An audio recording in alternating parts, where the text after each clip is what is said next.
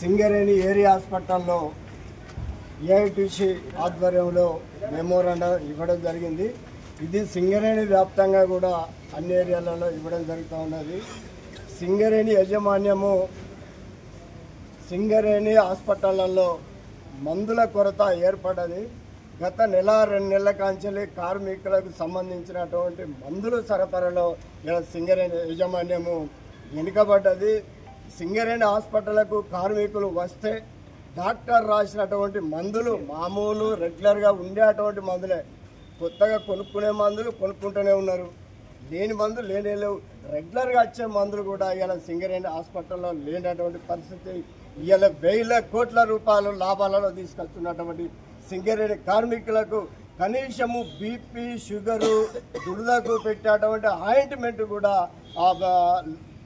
రానిటువంటి సందర్భం ఇలా సింగరేణి హాస్పిటల్ దుస్థితి పడ్డది. ఇలా సింగరేణి యాజమాన్యము మా యొక్క మెమోరాండాల ద్వారా మేము తెలియపరుస్తూ ఉన్నాము.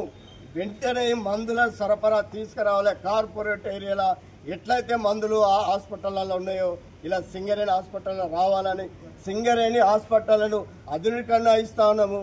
ఇక్కడ RG1లో మనము డయాలసిస్ అది మన కార్డియాలజిస్టు అది కూడా పెట్టినామని చెప్పడం, అది ఓపెన్ అయింది లేదు, అలా ట్రీట్మెంట్ తీసుకునేది లేదు, సరైన డాక్టర్లు లేరు. ఇలా ఫారం మెడికల్ సిబ్బంది తక్కువ ఉన్నారు, ఇలా వార్డు బాయ్లు తక్కువ ఉన్నారు. ఇలా వాళ్ళు ఇక్కడ ఉన్నటువంటి డిజిగ్నేషన్లు చాలా తక్కువ ఉన్నారు కాబట్టి అవన్నీ కూడా పూర్తి చేయాలని ఇలా సింగరేణికి యాజమాన్యానికి ఇలా ఏఐటీసీ తరఫున గుర్తింపు సంఘంగా కూడా ఇలా మేము డిమాండ్ చేస్తూ ఉన్నాం, హెచ్చరిస్తూ ఉన్నాం. ఇవి పునరుద్ధం కాకుండా తీసుకోవాల్సిన బాధ్యత సింగరేణి యాజమాన్యం పైన ఉన్నది.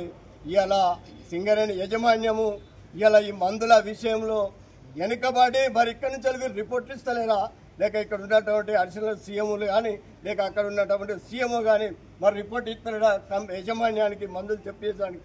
ఇంత జాప్యం జరుగుతుంటే కూడా ఇలా రిటైర్డ్ కార్మికులు ఇలా వీళ్ళు ఇచ్చే 100-200 మందులకు ఇలా 50 కిలోమీటర్ల నుంచి 100-200 కిలోమీటర్ల నుంచి దూరం నుంచి వచ్చి ఇలా మందులకు వస్తే 10 రోజులకు వారం రోజులు మందులు ఇస్తే వాళ్ళ బస్ ఛార్జీలే 200-300 అయితే ఇక్కడ ఇచ్చే 20 రూపాయల టాబ్లెట్ల కోసం ఇలా రిటైర్డ్ కార్మికులు ఇస్తూ ఉన్నాడు. మేము స్ట్రక్చర్ కమిటీలో పెట్టినాం, అక్కడ కొత్తగూడెం స్ట్రక్చర్ కమిటీలో పెట్టడం జరిగింది. ఇలా హైదరాబాద్లో రిటైర్డ్ అయి ఉన్న కార్మికులకు హైదరాబాద్లో ఇవ్వాలి, హుజరాబాద్లో ఉండే కార్మికులకు హుజరాబాద్లో ఇవ్వాలి, కరీంనగర్లో ఉండే కార్మికులకు ఆ ప్రాంతంలో ఎక్కడైతే టౌన్షిప్ ఉన్నదో అక్కడ ఉన్నటువంటి హాస్పిటల్లో ఒక హాస్పిటల్ అరేంజ్ చేసి ఈ మందులు ఇచ్చే రిటైర్డ్ కార్మికులకు కూడా అందుబాటులో మందులు ఇవ్వాలని కూడా ఇలా ఏఐటీసీ విజ్ఞప్తి చేస్తుంది, డిమాండ్ చేస్తుంది. ఇట్టే ఉన్నట్టయితే ఈ యొక్క ఉధృత చేస్తాము సింగరేణి వ్యాప్తంగా కూడా ఇలా దేనికైనా సింగరేణి కార్మికులు ముందుండి స్ట్రైక్ అయినా సిద్ధంగా ఉంటారని తెలియపరుస్తా ఉన్నాం.